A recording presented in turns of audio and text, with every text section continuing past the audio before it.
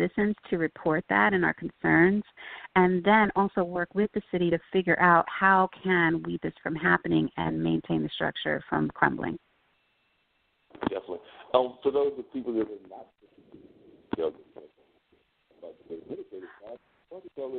I'm sorry, Mark. You sound far away. Can you? No problem. I said for those that are not that familiar with, we've talked about the administrative side. Why don't you tell people a little bit about your own creative side and what you do as an artist? I know I'm a big admirer of some of your artwork, but for those that may not listen or may be listening and not familiar, tell a little bit about your own artwork. Well, I don't really sell art. I have sold a few pieces, but I created, it's my way of, it's my own liberation struggle. I create installations that are interactive, mixed media installations. They can incorporate photography, film, woodworking, paint, wire work, sculpture, all to make the person, the viewer, it's a requirement to make yourself either a bit uncomfortable, adjust your body, engage in a conversation. All of my installations require that.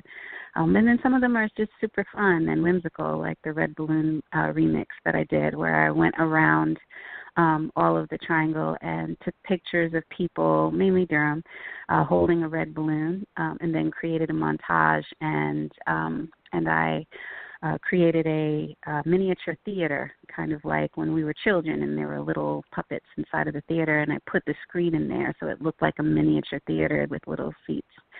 And one of the many people that I did a portrait of was even the mayor, the outgoing mayor, Bill Bell, who I was driving down the street. I had found this red balloon. I had it. It was plastic. I found it in the street. That's another story. And I was driving down the street, and then I saw him. He was crossing on Chapel Hill Street, and I was like, oh, and then I stopped and I said, hey, Mayor Bell, would you take a picture with a red balloon? It's part of a project, real quick, right? And he was so awesome that he actually said, okay, and he took the picture. I will never forget that for the rest of my life. And that wound up being part of a citywide art project to put art in empty storefronts or businesses that were willing to have art projects in their windows. And oftentimes those art moments that we have, or even those creative moments that we have, are often the ones that are not planned, because I can actually relate to that. I did not hold a red balloon for you, but I can actually relate because I can think of two incidences where I was sitting there and was not planned, but we just happened to create an environment that would have the person in front of you at a time that they need to be in front of you. Because I remember the first time I saw the Mighty Gospel Inspirations, or heard about the Mighty Gospel Inspirations, I was actually going across the street from the Hayti to KFC. I know that's not a place you're supposed to go eat, but sometimes I'm doing the fast food thing, which is bad for you. But I was over there, and I met one of the singers for the Mighty Gospel Inspirations, told him about some of the stuff that they had going on, things like Centerfest and different other festivals that I was involved in. The next thing I know, I'm telling them about these events, and later on they're in those festivals and are now oftentimes seen at these festivals on a regular basis. But that's just because I happened to run across one of their singers at KFC, and that was many years ago. And then when they first brought the parade back to it, and it's been back and forth. It's now on its second time of a return. But the first time they brought it back, me and Phyllis Coley were involved with that, and we was just planning the parade, and happened to run across one of those guys with one of those, I call them frame cars, but they're like the cars that don't have the chassis really. You're really riding almost like on your chassis, so you don't really have the rest of the car with you and everything. And a very framed kind of car, and in that sense. And we just happened to be driving down the street. I think we had already planning the parade, saw him, and literally, I think that Phyllis did one of the quickest U-turns I've ever seen, and we tracked him down, and he was in that. I think either the first or the second parade that I was involved with Phyllis in planning as we were bringing back the Christmas parade at that time. So he was actually in that parade just because we happened to be going down, and I think I glanced off to the side, and I was like, oh, that looks like a kind of unique car. That needs to be in the parade. Oh, well, I could tell you, art is everywhere, and people could tell you that, and great artists pop up in the most unexpected places. I was once at the laundromat and just doing my laundry, and this guy comes up, this brother comes up, and he's like, hey, I'm selling my portraits, and he's sitting on the floor, And I was like, oh, okay, go in. I'll, do my laundry and look in. I'm like, So I go back out, and he's got these amazing portraits of, iconic heroes. He's got Malcolm X, Martin Luther King, Miles Davis.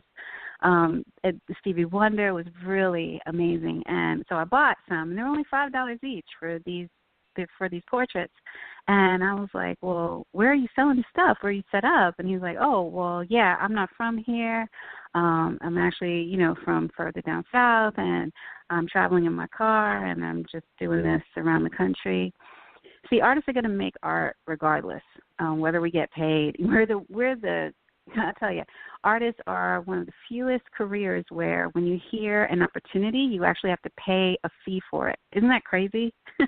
Like, okay, you want to submit to this gallery exhibit or this music festival, you have to pay a fee in order to have your work there. And that's really frustrating, but we do it. Artists do it. And I love my role because I know the art will happen anyway. My job and the jobs of other arts administrators like me are to make sure that our people get paid, that they can make a living from it, that they can have a great experience, and everyone who experiences them also has a great experience. You know what I mean? Yeah, and I think that's one of the frustrations that people have with art in general is that too often, when we've talked about it even on this show, but the arts is shortchanged because we know that even on some of our music festivals, they are asking these people to perform, but they're not willing to pay them whatever the going rate is. I mean, I think that a lot of artists would be happy with $100 a man as just a way to make living and things of that nature. If it's going to be like a quick gig and things of that nature, or it'd be even better if they could get $200 a man. But a lot of times, a lot of our arts festivals only want to pay a minimal fee, which can only cover maybe the cost of gas or the cost of things of that nature, and not really give enough of the respect to the artists and things of that nature. Because I find that oftentimes happens, and that's a fight that I oftentimes even have to have.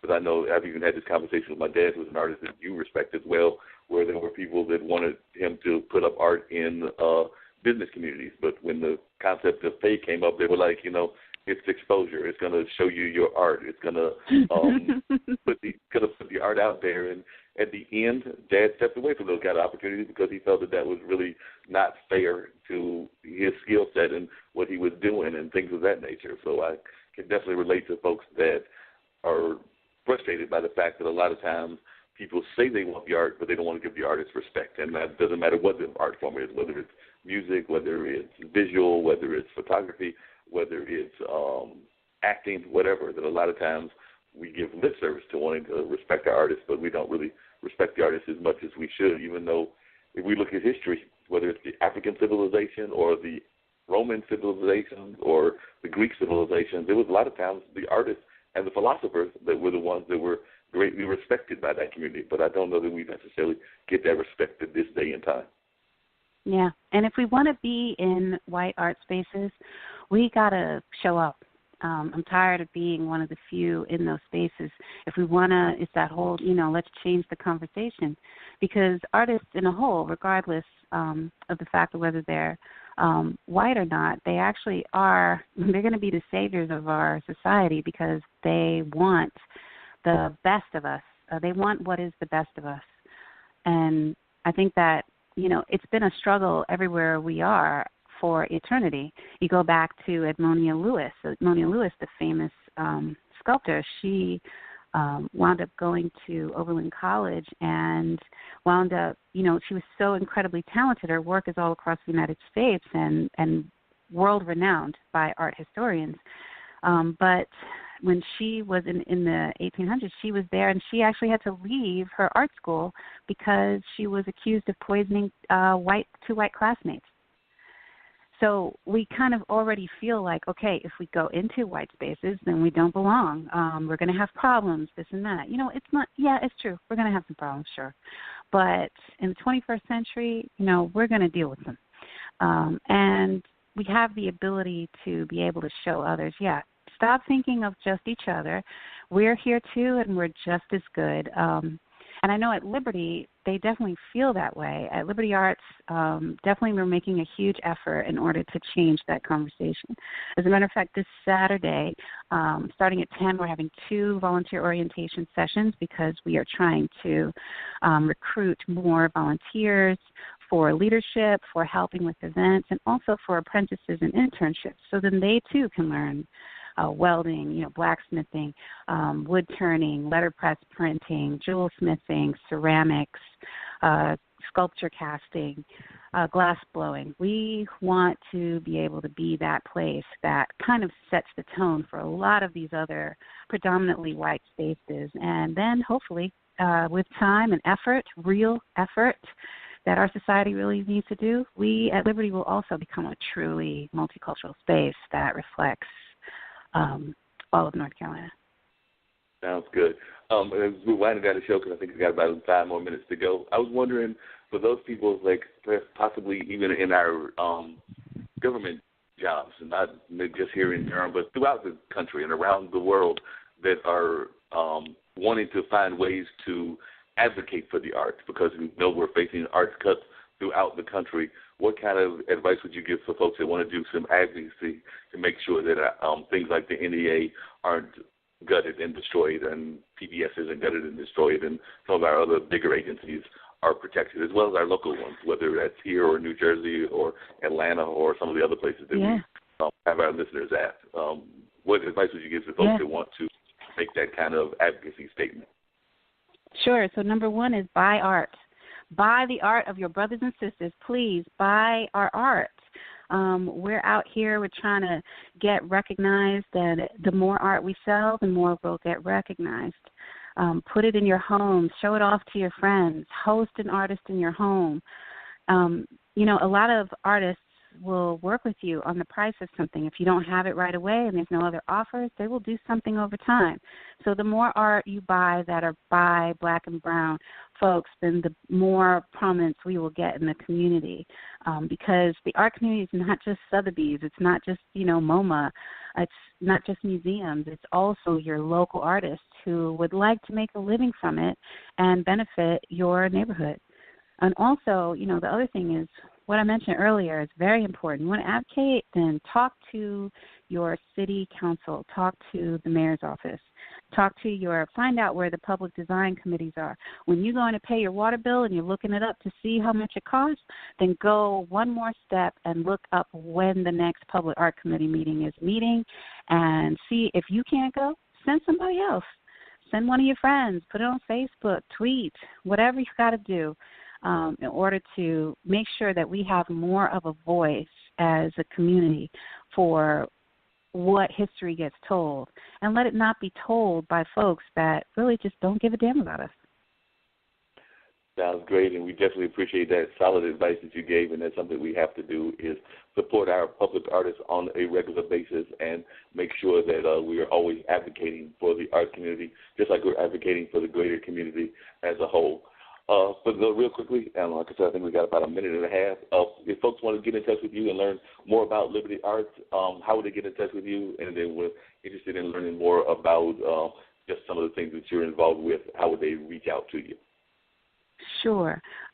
So Liberty Arts, you want to go to www.libertyartsnc, all one word, .org. libertyartsnc.org. You'll see classes, you'll see rentals. You can rent even welding stations in order to do stuff without having to take a class if you have the skill. And then you'll also see my contact information. And you know what? For your listeners, I'm going to put out my personal email at work, and that's director@libertyartsnc.org. You can also call us. It's 802-FIRE-ART, 802-FIRE-ART. That's 347-3278. And please, if you're in the local area and you're interested, please come to the volunteer orientation. It's at 918 Pearl Street. It's on our website, and it starts at 1 at 11. I'd also like to just do a shout-out to other organizations in Durham, too, the Hayti Heritage Center, and also Spirit House. Support your Black and brown organizations as well, because they need your help so that they can continue to exist in those spaces. And I'm just going to call out the ones I know in Durham, of course, but check out the ones in your area. We greatly appreciate it, and like I said, that pretty much winds up this this particular show. But it's been a great discussion. We've talked about everything from fatherhood to blues music to public art, and as always, we've had a great time here, having great